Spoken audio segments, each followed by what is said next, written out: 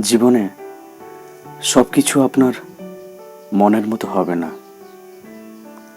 চলার পথে সবচেয়ে বেশি যা জরুরি তা হলো চলতে জানা। আপনাকে চলা জানতে হবে। সবাই আপনার মনের মতো বা আপনার মতো হবে না, তবুও তাদের সাথে কিভাবে চলতে হয় তা জানতে হবে। হোঁচট খেলে পাশের জন ধরার আগেই আপনাকে নিজেকে সামলে নিতে হবে। কোনোভাবেই কারোর ওপর নির্ভরশীল হওয়া যাবে না। যে আশ্বাস মানুষ আপনাকে দিবে সে আশ্বাসে পুরোপুরি আস্থা রেখে দিলে আশাহত হওয়ার সম্ভাবনাটাই বেশি থাকবে।